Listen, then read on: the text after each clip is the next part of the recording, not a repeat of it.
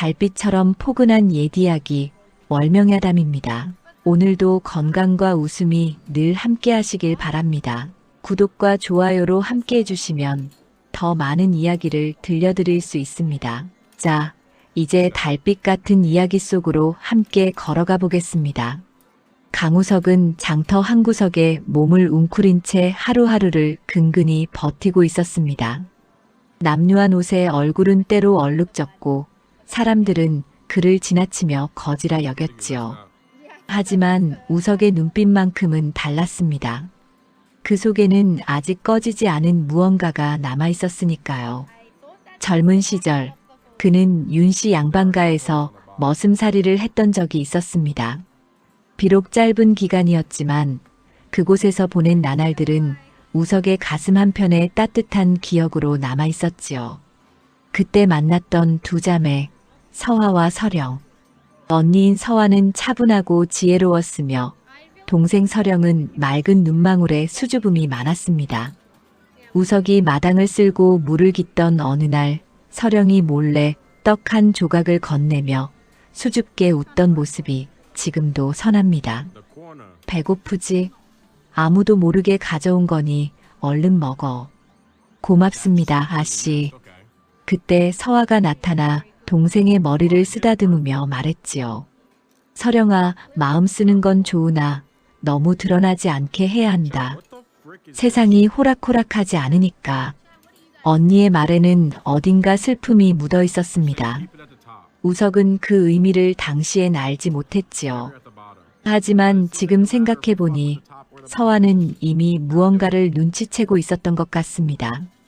집안에 들이운 먹구름을 말입니다. 우석이 윤씨가를 떠난 건 그로부터 얼마 지나지 않아서였습니다. 집안 사정이 어려워지며 머슴들을 내보내기 시작했고 우석도 그중 한 명이었지요. 떠나는 날 서령이 대문 너머로 작게 손을 흔들던 모습이 마지막 기억이었습니다. 그 후 몇 해가 흘렀습니다. 우석은 이곳저곳을 떠돌다 결국 장터에 눌러앉게 되었지요. 그러던 어느 날이었습니다. 장터에 소란이 일었습니다. 관아 서리 홍재윤이 사람들을 이끌고 나타나 윤씨가로 향하는 것이었지요. 우석은 멀찌감치해서 그 광경을 지켜보았습니다. 홍재윤은 비단 도포를 입고 거드름을 피우며 윤씨가의 대문을 거칠게 두드렸습니다. 문을 열어라. 관아의 명이다. 대문이 열리자 홍재윤과 그 일당은 거침없이 안으로 들어갔습니다. 얼마 지나지 않아 집안의 문서와 물건들이 실려 나오기 시작했지요. 윤씨가의 가솔들은 황급히 뛰어나왔지만 속수무책이었습니다. 홍재윤이 손에 문서를 들고 큰 소리로 외쳤습니다. 이 집안은 빚을 갚지 못했으니 재산을 압류한다. 누구든 거역하면 관아에 끌려갈 줄 알아라. 그때였습니다. 우석의 눈에 익숙한 얼굴이 들어왔습니다. 서화였습니다. 그는 홍재윤 앞을 가로막으며 필사적으로 말했지요. 나리, 이건 잘못된 겁니다. 저희 집안에 그런 빚은 없습니다. 문서를 다시 한번 확인해 주십시오. 닥쳐라. 감히 관아의 일에 입을 대느냐? 여자 주제에. 홍재윤이 손을 휘두르자 서화는 비틀거렸습니다. 그 순간 우석의 주먹이 불끈 쥐어졌지만 거짓 신세인 그가 나설 수 있는 일이 아니었습니다. 관아 사람들은 서화를 끌어냈고 그는 어딘가로 끌려가기 시작했습니다. 우석은 그 모습을 멀리서 지켜볼 수밖에 없었지요. 가슴이 찢어지는 듯했지만 무력한 자신이 원망스러울 뿐이었습니다. 아씨, 우석의 입에서 작은 신음이 흘러나왔습니다. 장터 사람들은 수군거렸습니다. 윤씨가가 완전히 망했구먼. 저렇게까지 하다니 뭔가 뒷거래가 있는 게 아닌가. 쉿, 함부로 말하지 마. 괜히 우리까지 화입는다.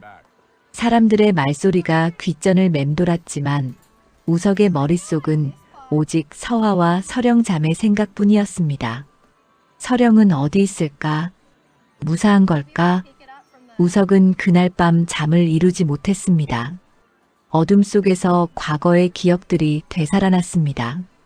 마당에서 빗자루를 들고 있던 자신에게 다가와 말을 건네던 서령의 모습, 언니를 따라다니며 환하게 웃던 그 얼굴, 그리고 언니 서화가 마지막으로 했던 말이 떠올랐습니다. 우석아, 세상은 생각보다 험하단다. 약한 자는 쉽게 짓밟히지. 하지만 포기하지 마라. 언젠가는 정의가 바로 서는 날이 올 거야. 그때는 무슨 말인지 잘 몰랐습니다. 하지만 지금은 알 것 같았습니다. 윤씨가에 드리워진 그림자가 무엇인지, 그리고 서화가 왜 그런 말을 했는지 말입니다. 우석은 무릎을 꿇고 앉아 하늘을 올려다보았습니다. 달빛이 차갑게 내려앉았지요. 아씨, 제가 무력해서 죄송합니다. 하지만 언젠가는 반드시 그의 다짐은 밤바람에 흩어졌습니다. 하지만 우석의 마음속 깊은 곳에서는 무언가가 타오르기 시작했습니다. 분노도 아니고 증오도 아닌 지켜주지 못한 것에 대한 깊은 죄책감이었습니다.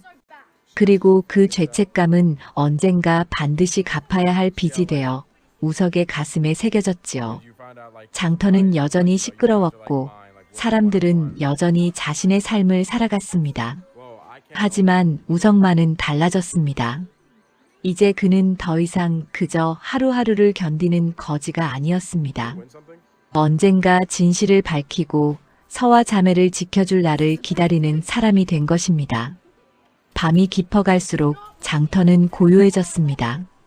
낮 동안 북적이던 사람들은 모두 집으로 돌아갔고 우석만이 여전히 장터 구석에 웅크리고 있었지요. 잠이 오지 않았습니다.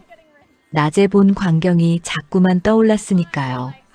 서화가 끌려가던 모습, 그 필사적인 눈빛이 우석의 가슴을 짓눌렀습니다. 배가 고팠지만 밥 생각은 나지 않았습니다. 그저 가만히 앉아 어둠 속을 응시할 뿐이었지요. 그러다 문득 우석은 자리에서 일어났습니다. 이대로 있을 수만은 없었습니다. 어디론가 가야 할 것 같았지요. 발걸음은 저절로 장터 외곽으로 향했습니다. 그곳은 사람들이 잘 가지 않는 곳이었습니다. 쓰레기가 쌓이고 버려진 물건들이 나뒹구는 곳이었지요. 달빛이 희미하게 길을 비쳤습니다. 우석은 천천히 걸으며 주변을 살폈습니다. 특별히 무엇을 찾는 것은 아니었지만 마음이 이끄는 대로 걷다 보니 어느새 장터 끝자락까지 와 있었지요. 그때였습니다. 저 멀리 무언가가 쓰러져 있는 것이 보였습니다. 처음에는 버려진 자루인 줄 알았습니다. 하지만 가까이 다가가자 우석은 걸음을 멈추고 말았습니다. 그것은 사람이었습니다. 여인이 피를 흘린 채 쓰러져 있었지요. 우석은 급히 달려가 몸을 숙였습니다. 얼굴을 확인하는 순간 그는 숨이 멎는 듯 했습니다. 아씨, 서화 아씨. 쓰러진 여인은 바로 윤씨가의 맏딸 서화였습니다. 옷은 찢어져 있었고 곳곳에서 피가 흘러나오고 있었지요. 우석은 떨리는 손으로 서화의 어깨를 흔들었습니다. 아씨, 정신 차리십시오. 아씨. 서화의 눈꺼풀이 천천히 떨렸습니다. 간신히 눈을 뜬 서화는 우석을 바라보았지요. 하지만 초점이 흐릿했습니다. 이미 마지막 숨만 붙어 있는 상태였습니다. 우석의 눈에서 눈물이 흘러내렸습니다. 아씨, 버티십시오. 제가 의원을 모셔오겠습니다. 조금만 버티십시오. 하지만 서화는 고개를 천천히 저었습니다. 더 이상 소용없다는 것을 스스로 알고 있었던 것입니다. 서화는 떨리는 손을 들어 품 안을 더듬었습니다. 그리고 작은 폐물 하나를 꺼내 우석의 손에 쥐어주었지요. 은으로 만든 작은 놀이개였습니다. 달빛 아래에서 희미하게 빛났습니다. 이 안에 진실이 있습니다. 서화의 목소리는 가늘게 떨렸습니다. 우석은 폐물을 꼭 쥐고 서화를 바라보았지요. 아씨, 무슨 말씀이십니까? 무슨 진실입니까? 서령을 지켜주세요. 부탁합니다. 서화의 손이 천천히 떨어졌습니다. 눈빛이 흐려지더니 이내 고요해졌지요.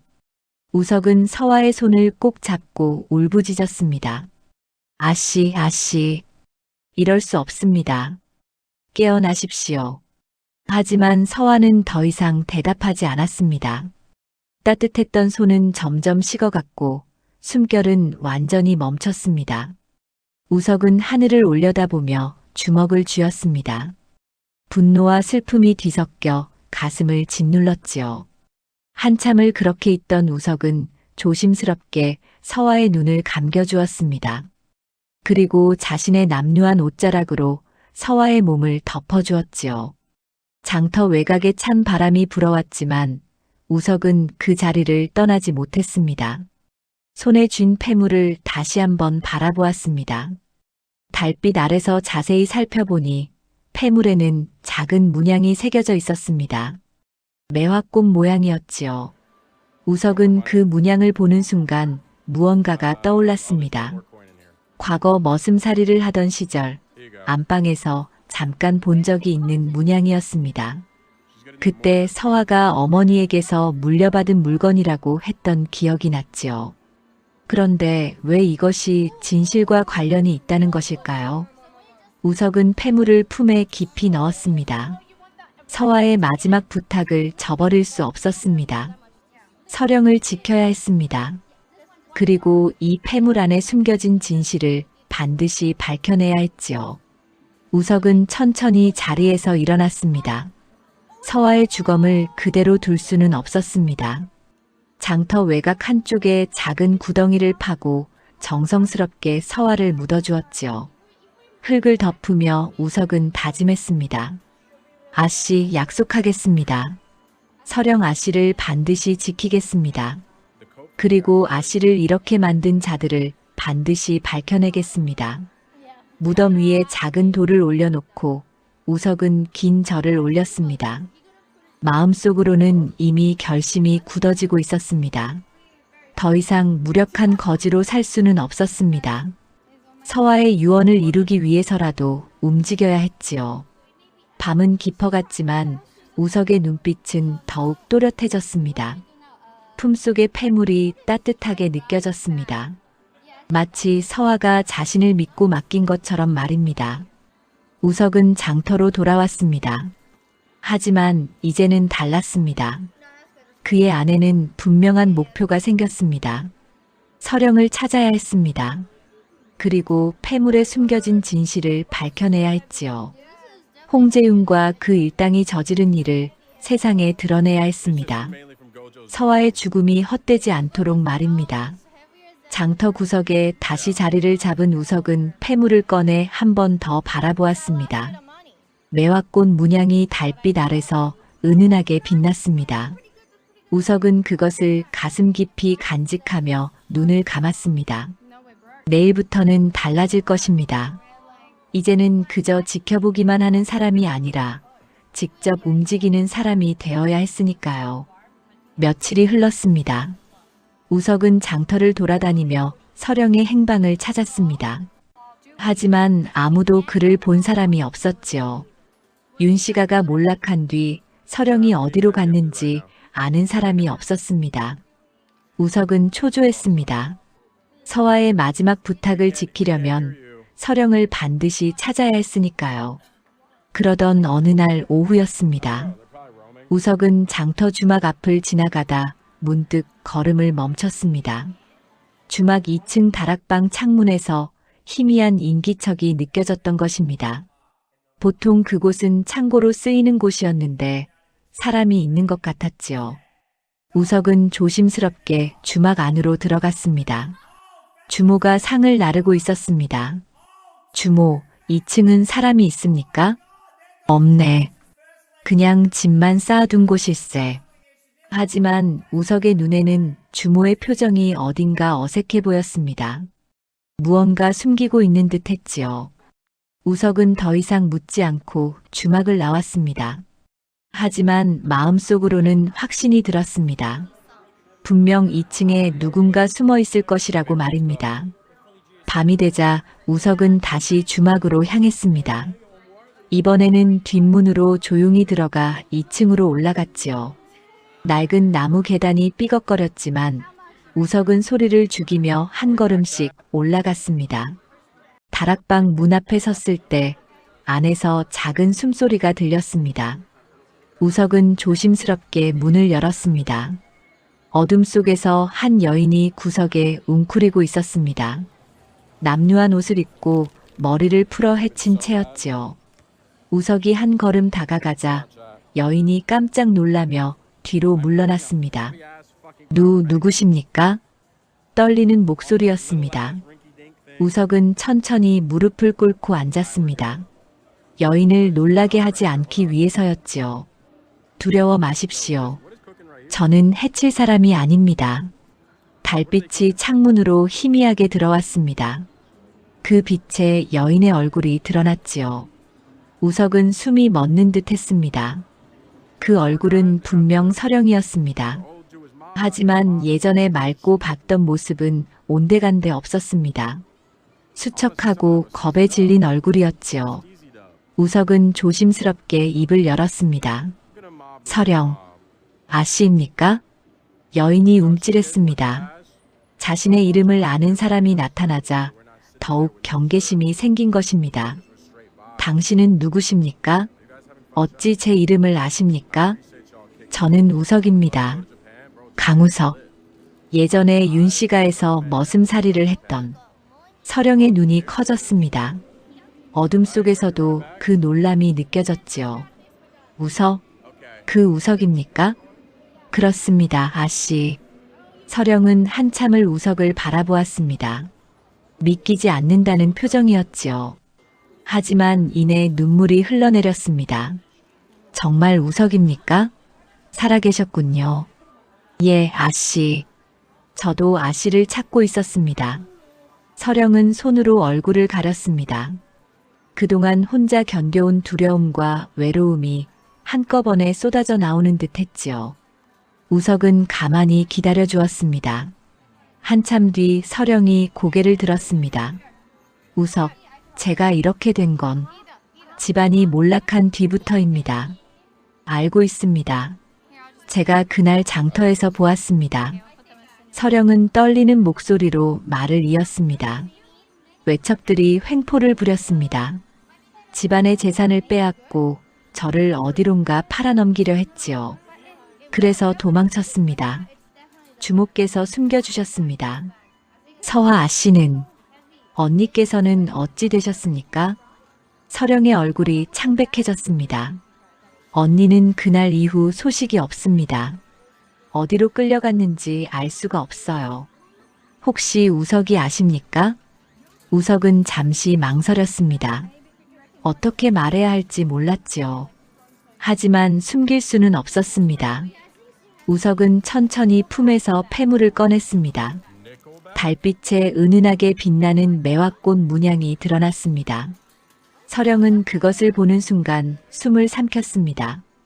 그건 언니의 것입니다. 어머님께 물려받은. 아씨. 우석의 목소리가 떨렸습니다. 서화 아씨께서 며칠 전 장터 외곽에서 돌아가셨습니다. 서령의 얼굴에서 핏기가 사라졌습니다. 입술이 파르르 떨렸지요.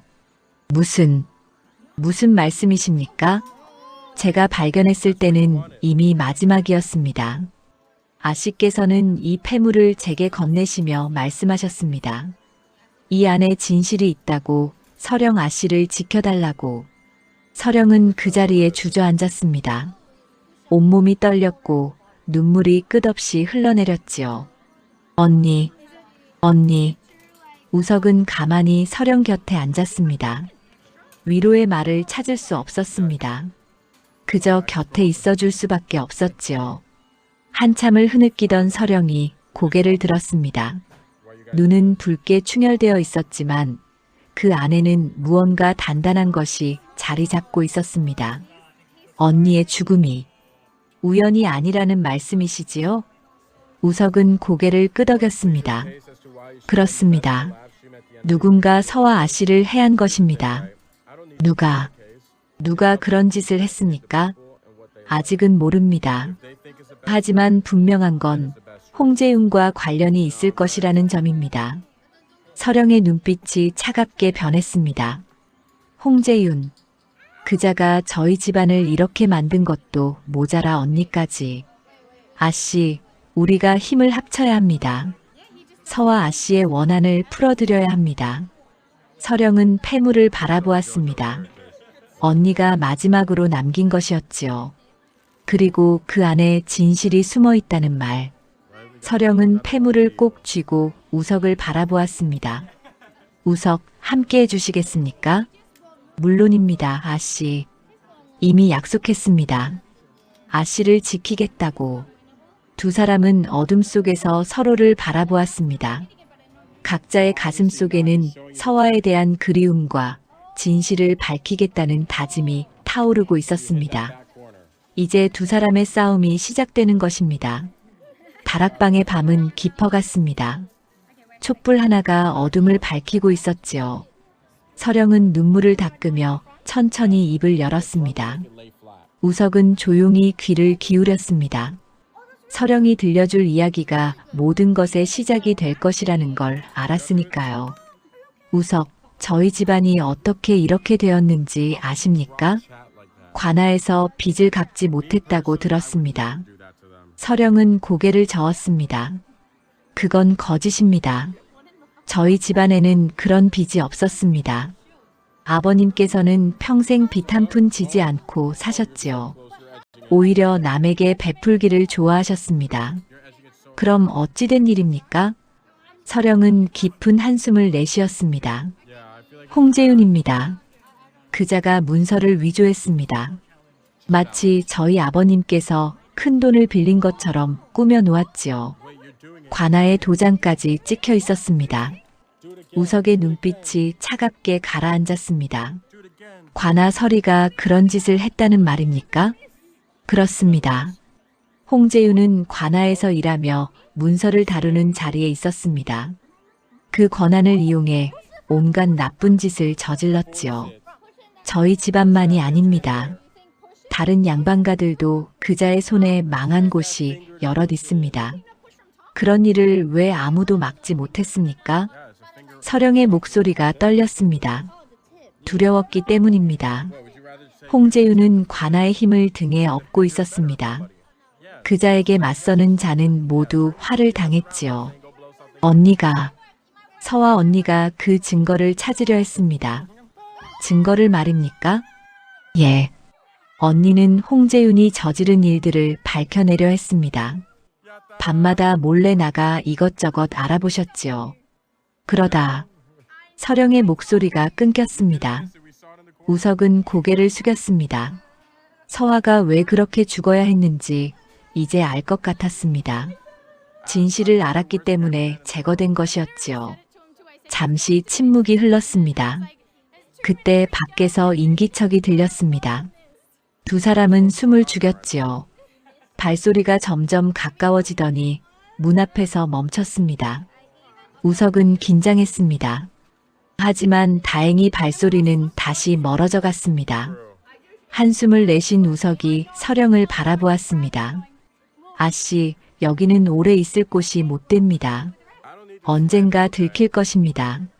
저도 압니다. 하지만 갈 곳이 없습니다. 그때 창밖에서 낮은 휘파람 소리가 들렸습니다. 특이한 가락이었지요. 서령이 창가로 다가가 밖을 내다보았습니다. 어둠 속에서 한 사내가 손짓을 하고 있었습니다. 서령이 작게 말했습니다. 최만호입니다. 최만호라면 약장수입니다. 장터를 떠돌며 약을 파는 사람이지요. 제가 숨을 때 도와준 사람입니다. 잠시 뒤 최만호가 다락방으로 올라왔습니다. 30대쯤 된 사내로 옷차림은 남루했지만 눈빛만큼은 날카로웠지요. 최만호는 우석을 보고 잠시 경계하는 표정을 지었습니다. 이 사람은 누구요? 서령이 대답했습니다. 믿을 만한 사람입니다. 예전에 저희 집에서 일했던 우석입니다. 최만호는 우석을 위아래로 훑어보았습니다. 그리고 고개를 끄덕였지요. 그렇습니까? 아씨를 도우려는 사람이라면 환영합니다. 우석이 물었습니다. 무슨 일로 오셨습니까? 최만호는 주위를 살피고는 목소리를 낮췄습니다. 홍재윤에 대한 이야기를 들으려 왔습니다. 하지만 마침 좋은 분을 만났군요. 당신도 들으시오. 무슨 이야기입니까? 최만호는 품에서 작은 쪽지를 꺼냈습니다.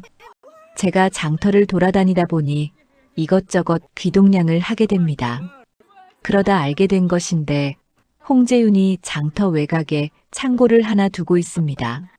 서령이 눈을 크게 떴습니다. 창고를 말입니까? 그렇습니다. 사사로이 쓰는 창고지요. 관아 것이 아닙니다. 밤에만 몰래 드나든다고 합니다. 우석의 마음이 뛰기 시작했습니다. 그 창고에 무엇이 있습니까? 그건 모릅니다. 하지만 보통 일이 아닐 것입니다. 서리가 사사로이 창고를 둔다는 것 자체가 수상하지 않습니까? 서령이 우석을 바라보았습니다. 두 사람의 눈빛이 마주쳤지요. 같은 생각을 하고 있었습니다. 서화가 말했던 진실이 그 창고에 있을지도 모른다는 것을 말입니다. 우석이 최만호에게 물었습니다. 그 창고가 어디에 있습니까? 장터 북쪽 끝입니다. 낡은 기와집 뒤편에 있지요. 하지만 조심하시오. 홍재윤의 부하들이 가끔 지나다닙니다. 서령이 결연한 표정으로 말했습니다. 가봐야 합니다. 언니의 죽음과 관련된 무언가가 있을 것입니다. 우석은 고개를 끄덕였습니다. 저도 그렇게 생각합니다. 하지만 아씨는 여기 계십시오. 제가 다녀오겠습니다. 아닙니다. 저도 가야 합니다. 제 집안의 일입니다. 최만호가 끼어들었습니다. 제가 망을 보겠습니다. 두 분이 창고를 뒤지는 동안 밖에서 지키고 있겠소. 우석은 최만호를 바라보았습니다. 처음 만난 사람이지만 믿음이 갔습니다. 눈빛이 거짓을 말하지 않았으니까요. 고맙습니다. 큰 도움이 되겠습니다. 최만호는 씁쓸하게 웃었습니다. 저도 홍재윤에게 당한 적이 있습니다. 약값을 제대로 받지 못했지요. 그자는 약한 자들을 괴롭히는데 익숙합니다. 이번 기회에 한 방 먹여야지요. 밤은 깊어갔습니다. 세 사람은 조심스럽게 다락방을 나섰습니다. 장터는 고요했고 달은 구름에 가려 있었지요. 어둠이 그들을 감싸주었습니다. 우석의 가슴이 두근거렸습니다. 이제 진실의 한 걸음 더 다가가는 것입니다. 서화의 원한을 풀어줄 수 있는 단서를 찾을 수 있을지도 모릅니다. 서령도 마찬가지였습니다. 언니를 잃은 슬픔을 안고 이제는 복수를 위해 움직이는 것입니다. 세 사람의 발걸음은 장터 북쪽을 향했습니다. 그곳에 모든 답이 있을 것입니다. 장터 북쪽 끝은 적막했습니다. 낡은 기와집들이 듬성듬성 서 있었고 사람의 인기척은 느껴지지 않았지요. 우석과 서령, 최만호는 어둠 속을 조심스럽게 걸었습니다. 최만호가 앞장서서 길을 안내했습니다. 한참을 걸어가자 낡은 기와집 하나가 보였습니다. 담장은 허물어져 있었고 문은 반쯤 열려 있었지요. 최만호가 손짓으로 멈추라는 신호를 보냈습니다. 세 사람은 담장 그늘에 몸을 숨겼습니다. 저 뒤편에 창고가 있습니다. 최만호의 목소리가 낮게 울렸습니다. 우석은 고개를 내밀어 살펴보았습니다. 기와집 뒤편에 작은 건물이 하나 보였습니다. 창고였습니다. 문에는 자물쇠가 채워져 있었고 주변은 조용했지요. 우석이 서령을 바라보았습니다. 아씨, 여기서 기다리십시오. 제가 먼저 들어가 보겠습니다. 아닙니다. 함께 가야 합니다. 서령의 목소리는 단호했습니다. 우석은 더 이상 말리지 않았습니다. 서령의 눈빛을 보니 무엇을 말해도 소용없을 것 같았으니까요. 최만호가 주변을 살피며 말했습니다. 제가 여기서 지키고 있겠습니다. 누가 오면 새소리로 신호를 보내겠소. 그러면 빨리 나오십시오. 알겠습니다. 우석과 서령은 조용히 창고로 다가갔습니다. 자물쇠는 튼튼해 보였지만 우석은 주머니에서 쇠붙이 하나를 꺼냈습니다. 머슴살이를 하던 시절 배웠던 재주였지요. 자물쇠를 이리저리 만지작거리자 곧 딸깍 소리와 함께 열렸습니다. 서령이 놀란 듯 우석을 바라보았지만 지금은 물어볼 때가 아니었습니다. 문을 살며시 열고 안으로 들어갔습니다. 창고 안은 어두웠습니다. 우석이 품에서 부싯돌을 꺼내 불을 붙였습니다. 희미한 불빛이 창고 안을 비췄지요. 그 순간 두 사람은 숨을 멈췄습니다. 창고 안에는 온갖 물건들이 가득했습니다. 비단 보따리, 금은 장신구, 그리고 무엇보다 문서들이 산더미처럼 쌓여 있었지요. 서령이 떨리는 손으로 문서 하나를 집어들었습니다. 촛불을 가까이 대고 읽기 시작했습니다. 그리고 얼굴이 하얗게 질렸습니다. 이건 저희 집안 문서입니다. 우석도 다른 문서를 펼쳐보았습니다. 윤씨가의 재산 목록이었습니다. 논밭의 위치, 집의 규모, 곡식의 양까지 자세히 적혀 있었지요. 서령은 다른 물건들을 뒤지기 시작했습니다. 보따리 하나를 열자 그 안에서 익숙한 물건들이 나왔습니다. 서화가 쓰던 비녀, 어머니의 장신구, 아버지의 도장까지 모두 있었습니다. 언니의 물건들입니다. 모두 여기 있었습니다. 서령의 목소리가 떨렸습니다. 분노와 슬픔이 뒤섞여 있었지요. 우석은 계속해서 문서들을 뒤졌습니다. 그러다 한 묶음의 종이를 발견했습니다. 펼쳐보니 빈 문서였습니다. 하지만 필체가 이상했습니다. 윤씨가 주인의 이름이 적혀 있었지만 글씨가 삐뚤삐뚤했지요. 분명 위조된 것이었습니다. 아씨, 이것을 보십시오. 서령이 다가와 문서를 살펴보았습니다. 그리고 고개를 끄덕였습니다. 이건 아버님의 글씨가 아닙니다. 누군가 흉내를 낸 것입니다. 역시 위조였습니다. 홍재윤이 이것으로 윤씨가를 무너뜨린 것입니다. 두 사람은 계속해서 창고를 뒤졌습니다. 그러다 구석에서 또 다른 보따리를 발견했습니다. 열어보니 그 안에는 옷가지가 들어있었습니다. 서령이 옷을 꺼내는 순간 비명을 삼켰습니다. 옷에는 핏자국이 묻어 있었습니다. 그리고 그 옷은 서화가 마지막으로 입었던 옷이었지요. 언니의 옷입니다. 서령의 눈에서 눈물이 쏟아졌습니다. 우석은 옷을 자세히 살펴보았습니다. 핏자국뿐만 아니라 찢어진 자국도 있었습니다. 서화가 당했을 고통이 느껴지는 듯 했지요. 우석의 주먹이 불끈 쥐어졌습니다. 이제 확실합니다. 서화 아씨를 해한 것은 홍재윤입니다. 그리고 증거가 들통날까 두려워 여기에 숨겨둔 것입니다. 서령은 옷을 가슴에 안았습니다. 언니의 마지막 숨결이 느껴지는 듯 했지요. 한참을 그렇게 있던 서령이 고개를 들었습니다. 눈빛이 달라져 있었습니다. 슬픔에서 분노로 그리고 결연함으로 바뀌어 있었습니다. 우석, 이 모든 것을 가져가야 합니다. 증거로 써야 합니다. 그렇습니다. 하지만 어찌 다 가져갑니까? 너무 많습니다. 중요한 것만 가져가면 됩니다. 문서와 언니의 물건들을. 두 사람은 서둘러 문서와 물건들을 챙기기 시작했습니다. 보따리에 담고 품에 넣었지요. 그때였습니다. 밖에서 새소리가 들렸습니다. 최만호의 신호였습니다. 누군가 오고 있다는 뜻이었지요. 우석과 서령은 급히 보따리를 들고 문 쪽으로 향했습니다. 하지만 이미 늦었습니다.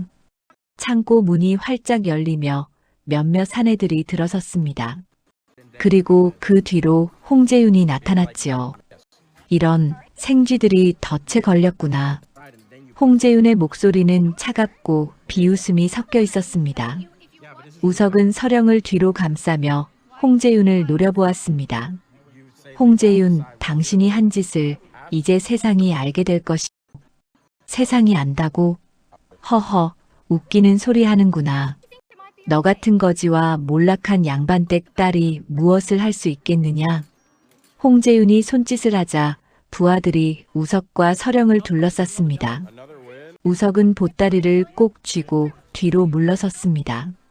서령도 두려움에 떨었지만 물러서지 않았지요. 그때 밖에서 최만호의 목소리가 들렸습니다. 불이야. 불이 났다. 홍재윤과 부하들이 순간 당황했습니다. 그 틈을 타 우석은 서령의 손을 잡고 문 쪽으로 뛰었습니다. 부하 하나가 막아섰지만 우석은 거침없이 몸을 부딪혀 밀어냈습니다. 두 사람은 창고를 빠져나왔습니다. 최만호가 담장 너머에서 손짓을 하고 있었습니다.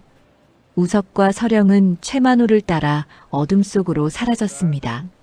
뒤에서 홍재윤의 고함 소리가 들렸지만 세 사람은 이미 멀리 달아나고 있었습니다.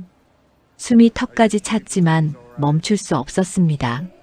증거를 손에 넣었으니 이제 이것을 지켜내야 했습니다. 세 사람은 숨이 턱까지 차올랐지만 멈추지 않았습니다. 장터 골목을 이리저리 헤집고 다니며 도망쳤지요. 뒤에서는 홍재윤의 부하들이 횃불을 들고 쫓아오고 있었습니다. 최만호가 앞장서서 길을 안내했습니다. 그는 장터의 구석구석을 꿰뚫고 있었지요. 좁은 골목으로 담장 너머로 사람들이 잘 가지 않는 길로 세 사람은 도망쳤습니다. 한참을 달려 장터 남쪽 끝에 다다랐을 때 최만호가 낡은 헛간 하나를 가리켰습니다. 여기로 들어가십시오. 잠시라도 숨어야 합니다. 세 사람은 헛간 안으로 들어갔습니다. 안은 곡식 더미와 농기구들로 가득했습니다. 우석은 서령을 구석으로 안내하고 보따리를 내려놓았지요. 세 사람 모두 거친 숨을 몰아쉬었습니다. 밖에서는 부하들의 발소리와 외치는 소리가 들렸습니다. 이쪽을 봤다. 찾아라. 저 골목도 뒤져봐. 소리가 점점 가까워졌습니다. 우석은 서령과 최만호에게 조용히 하라는 신호를 보냈습니다. 세 사람은 숨을 죽이고 곡식 더미 뒤에 몸을 숨겼지요. 헛간 문이 열리는 소리가 났습니다. 부하 하나가 횃불을 들고 안을 살폈습니다. 불빛이 헛간 안을 훑었지만 세 사람이 숨은 곳까지는 비추지 않았습니다. 한참을 둘러보던 부하가 밖으로 나가며 말했습니다. 여기는 아무도 없다. 발소리가 멀어졌습니다. 하지만 세 사람은 한동안 더 숨을 죽이고 있었습니다. 혹시라도 다시 돌아올까 두려웠으니까요. 한참이 지나자 밖은 조용해졌습니다. 최만호가 조심스럽게 밖을 내다보았습니다. 다 가신 것 같습니다. 우석은 안도의 한숨을 내쉬었습니다. 서령도 긴장이 풀리는지 몸을 떨었지요. 우석이 서령의 어깨를 가볍게 두드렸습니다. 괜찮으십니까, 아씨? 예, 괜찮습니다.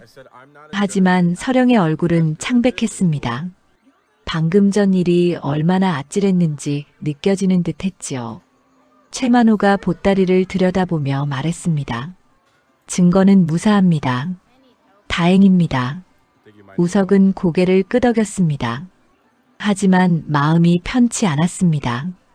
홍재윤이 창고가 뒤져진 것을 알았으니 이제 더욱 필사적으로 자신들을 쫓을 것이었습니다. 우석이 두 사람을 바라보며 말했습니다. 이제 어찌해야 합니까? 홍재윤은 우리를 찾아낼 것입니다. 최만호가 턱을 쓰다듬으며 생각에 잠겼습니다. 무작정 폭로해서는 안 됩니다. 홍재윤은 관아서리입니다. 관아의 힘을 등에 업고 있지요.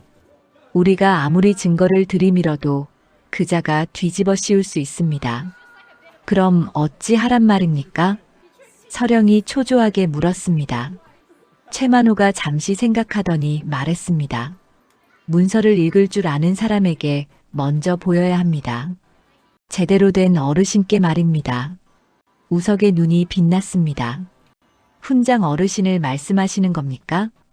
그렇습니다. 장터에는 서당 훈장 한 분이 계십니다. 김 훈장이라고 하지요.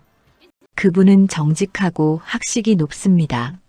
문서를 보시면 진위를 가릴 수 있을 것입니다. 서령도 고개를 끄덕였습니다. 좋은 생각입니다. 훈장 어르신께서 증거를 확인하시면 관아에도 말씀하실 수 있을 것입니다. 우석은 보따리를 다시 들었습니다. 그럼 어서 가봅시다. 새벽이 되기 전에 훈장 어르신을 찾아뵙겠습니다.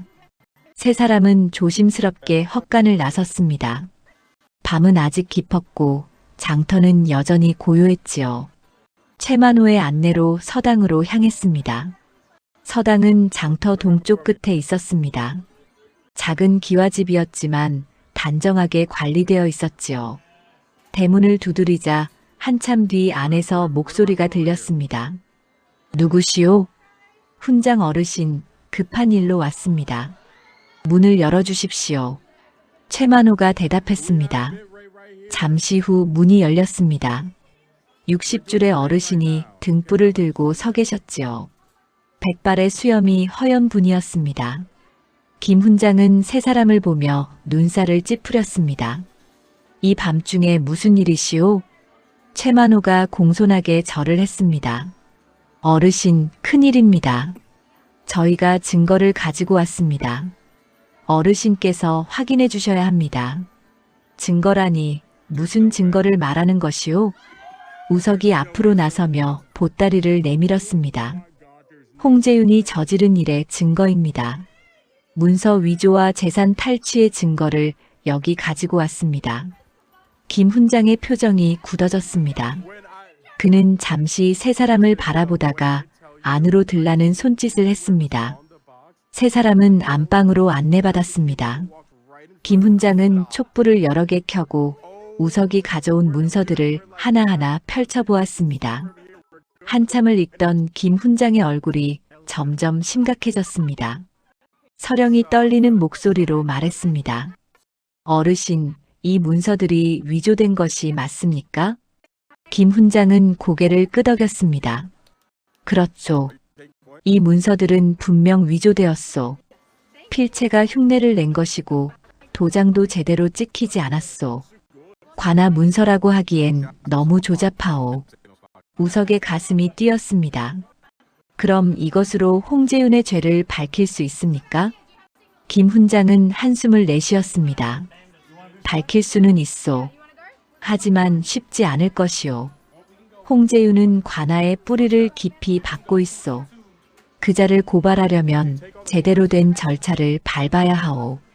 어찌하면 되겠습니까? 김 훈장은 잠시 생각하더니 말했습니다. 이방께 전해야 하오. 이방은 관아에서 문서를 관리하는 분이시오.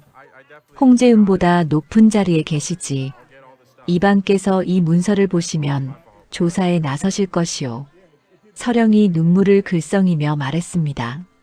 부탁드립니다, 어르신. 제 언니가 이 일 때문에 목숨을 잃었습니다. 부디 도와주십시오. 김 훈장은 서령을 측은하게 바라보았습니다. 알겠소. 내일 아침 일찍 이방께 찾아가겠소. 이 문서들을 전해드리고 사실을 말씀드리겠소. 우석이 깊이 절을 올렸습니다. 고맙습니다, 어르신. 김 훈장이 세 사람을 바라보며 말했습니다.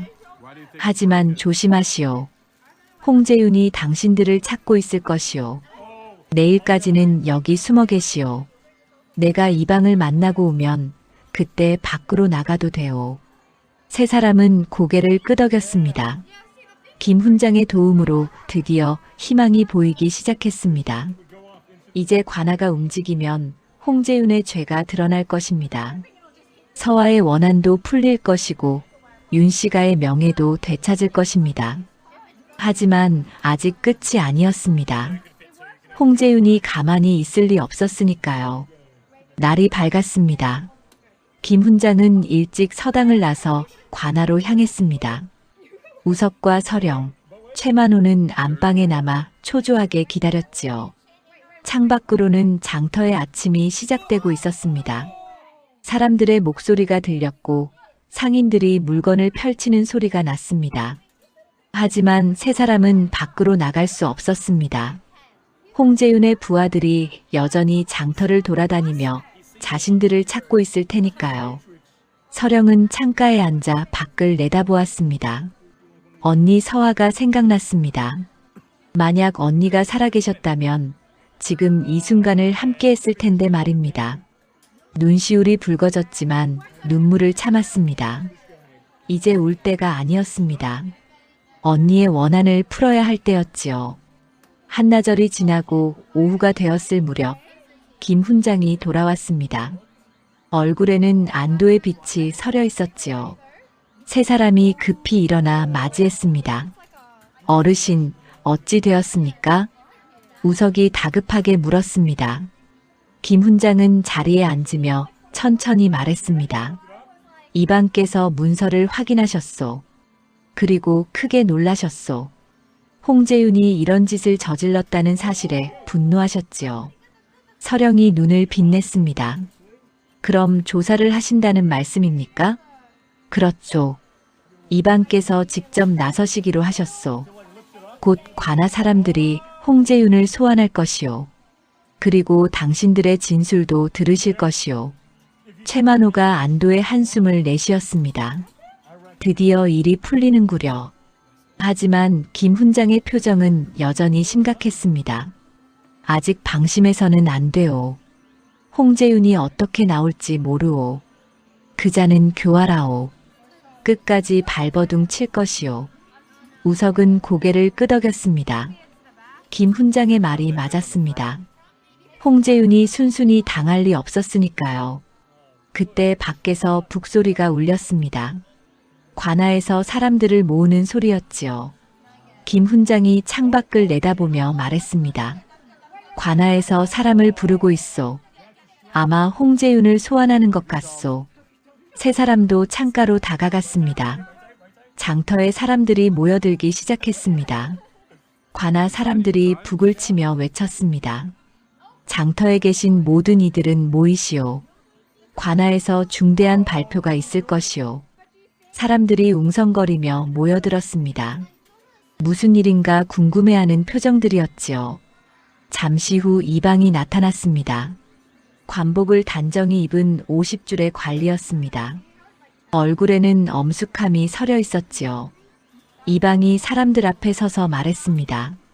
오늘 이 자리는 중대한 일을 알리기 위함이요. 관아 설이 홍재윤을 소환하겠소. 사람들이 더욱 웅성거렸습니다. 홍재윤의 이름이 나오자 긴장감이 흘렀지요. 이방이 계속 말했습니다. 홍재윤은 문서를 위조하고 재산을 탈취한 혐의를 받고 있소. 또한 살인과 관련된 증거도 발견되었소. 장터가 술렁였습니다. 사람들은 서로를 바라보며 놀라움을 감추지 못했지요. 그때 홍재윤이 나타났습니다.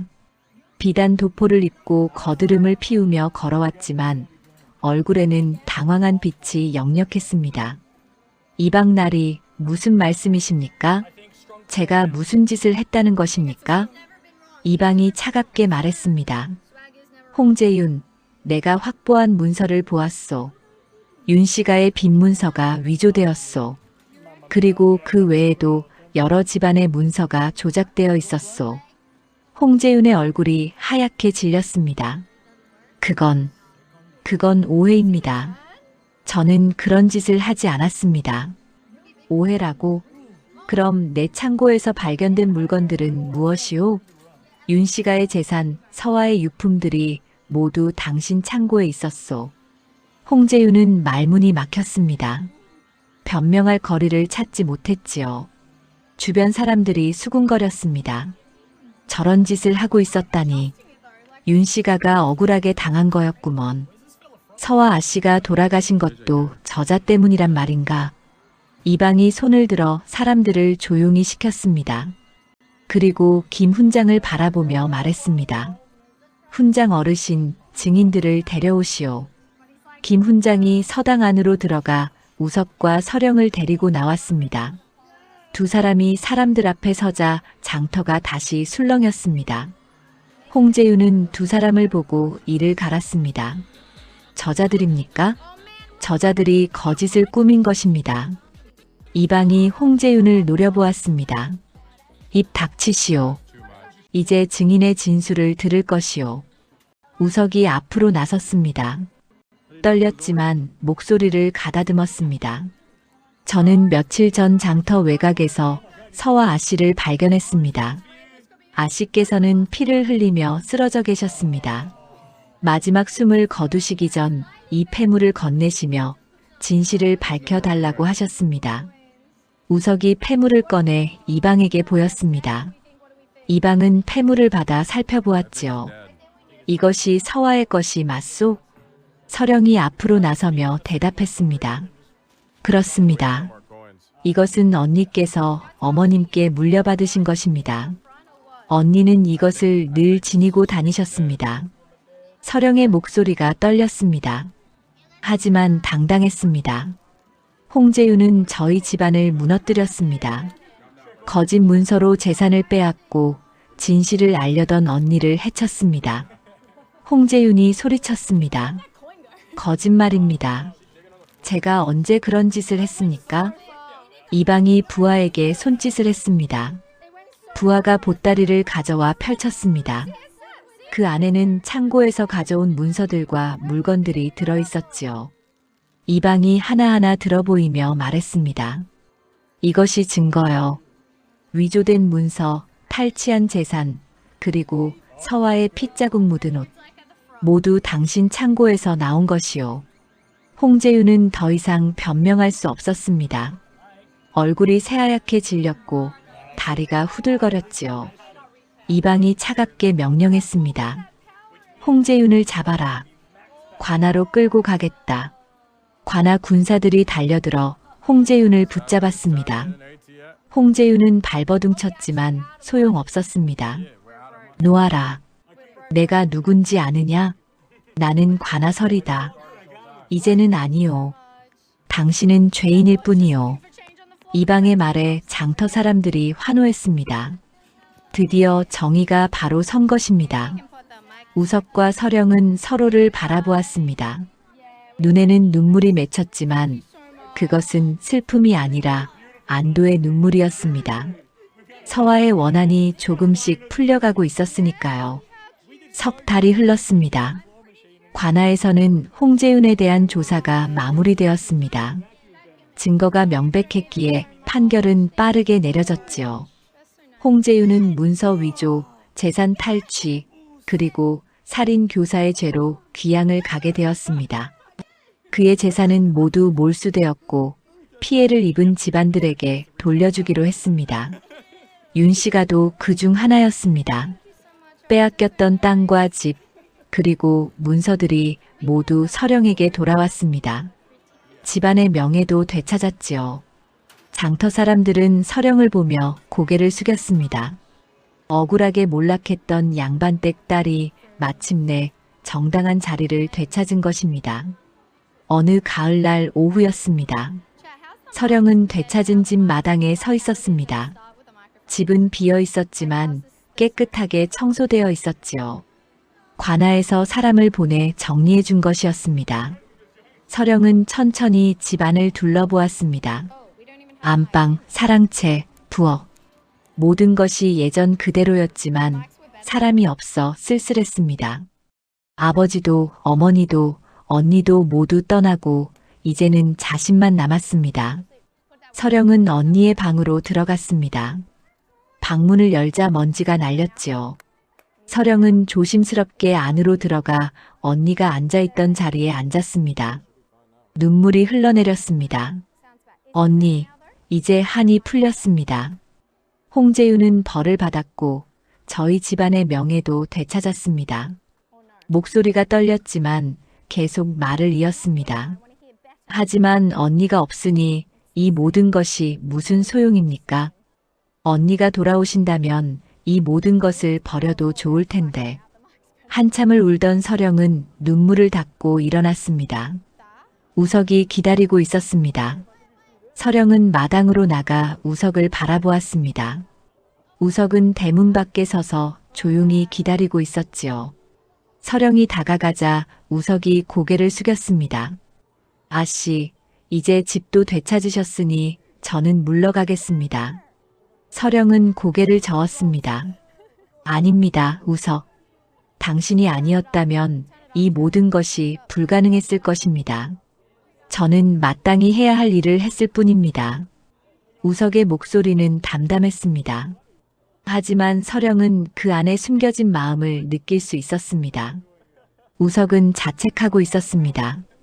예전에 서화를 지켜주지 못한 것을, 그리고 서령이 고통받을 때 곁에 없었던 것을 말입니다. 서령이 우석의 손을 잡았습니다. 우석은 깜짝 놀라 서령을 바라보았지요. 우석, 당신께 사과해야 할 사람은 저입니다. 그때 당신을 미처 알아보지 못해 죄송합니다. 그리고 고맙습니다. 저와 언니를 위해 목숨을 걸어주셔서요. 우석의 눈시울이 붉어졌습니다. 아씨, 저는 알고 있습니다. 당신이 얼마나 괴로워했는지, 언니를 지켜주지 못했다고, 저를 보호하지 못했다고 자책했을 것을.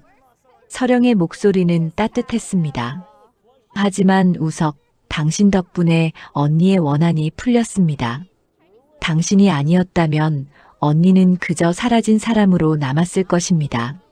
진실도 밝혀지지 않았을 테고 홍재윤은 여전히 횡포를 부렸겠지요. 우석은 고개를 떨구었습니다. 서령의 말이 가슴에 와닿았습니다. 그동안 자신을 올가매던 죄책감이 조금씩 풀려가는 것 같았지요. 서령이 계속 말했습니다. 그때도 지금도 저를 지켜준 사람은 우석뿐이었습니다. 제가 두려움에 떨 때, 제가 절망에 빠졌을 때 우석이 곁에 있었습니다. 서령은 우석을 똑바로 바라보았습니다. 이제는 제가 당신 곁에 있고 싶습니다. 함께 새로운 삶을 살고 싶습니다. 우석은 놀라 서령을 바라보았습니다. 믿을 수 없다는 표정이었지요. 아씨, 저는 거지나 다름없는 사람입니다. 아씨는 양반댁 딸이시고 그런 것은 중요하지 않습니다. 신분이 무슨 소용입니까? 저에게 중요한 것은 마음입니다. 서령의 눈빛은 진지했습니다. 우석은 할 말을 잃었습니다. 가슴이 뛰었지만 동시에 두려웠습니다. 자신이 서령을 행복하게 해줄 수 있을까 하는 걱정이 들었지요. 서령이 우석의 손을 더욱 꼭 잡았습니다. 우석, 함께 해주시겠습니까? 우석은 한참을 망설이다가 고개를 끄덕였습니다. 더 이상 거절할 수 없었습니다. 서령의 진심이 느껴졌으니까요. 예, 아씨. 함께 하겠습니다. 두 사람은 마당에 서서 서로를 바라보았습니다. 가을 햇살이 따스하게 비쳤고 마당에는 코스모스가 피어 있었지요. 그날 저녁 우석은 서화의 무덤을 찾아갔습니다. 장터 외곽에 자신이 만들어준 작은 무덤이었습니다. 우석은 무덤 앞에 무릎을 꿇고 앉았습니다. 품에서 서화의 폐물을 꺼냈습니다. 매화꽃 문양이 달빛 아래서 은은하게 빛났지요. 아씨, 약속을 지켰습니다. 서령 아씨를 지켰고 진실도 밝혔습니다. 우석의 목소리는 떨렸습니다. 이제 한은 모두 풀렸습니다. 홍재윤은 벌을 받았고 윤씨가의 명예도 되찾았습니다. 아씨께서 남기신 진실이 세상에 드러났습니다. 우석은 폐물을 하늘로 들어 올렸습니다. 달빛이 폐물에 반사되어 반짝였지요. 아씨, 이제 편히 쉬십시오. 남은 인연은 제가 지키겠습니다. 서령 아씨를 평생 지키고 보살피겠습니다.